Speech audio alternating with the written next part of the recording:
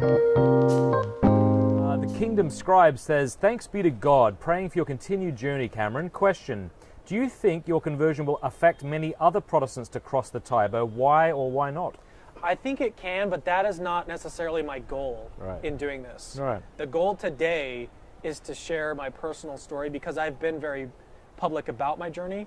And so I think I owe it to everyone that's been watching to at least spell that out and explain what the purpose of that is.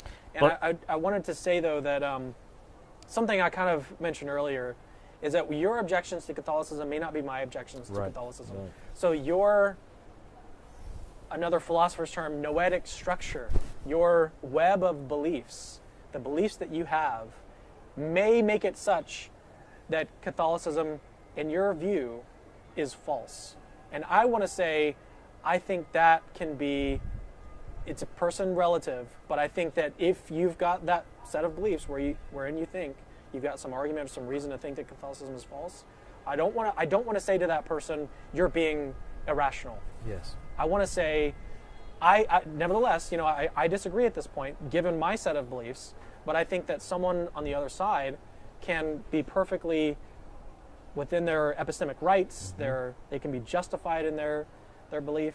So I'm not coming at this trying to proselytize or trying to convince people to become Catholic, but nevertheless, I think that some of the things I've talked about today might move someone in that direction a little bit. Pope Francis will be happy.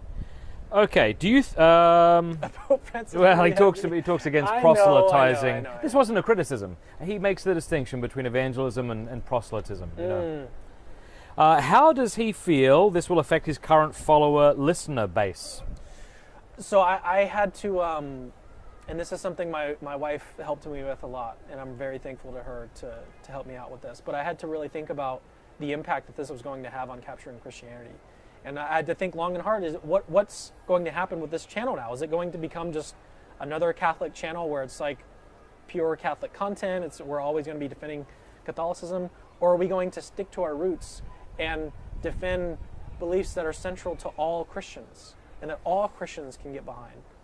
And that's something that it took a lot of thought and reflection to finally come to that realization that no, we need to stick to our, like the reason why I think God blessed this ministry in the first place was to do that, was to serve that function. Yeah. And so that's one of the things that I think is hopefully helping to mitigate. I know that a lot of Protestants and a lot of supporters are going to be upset about this, especially if you disagree and you think that you've got reasons to object to Catholicism. So I completely understand that, and I want to emphasize that please support the ministries that you really believe in. Thanks so much for watching. Please like if you liked, and if you loved, subscribe.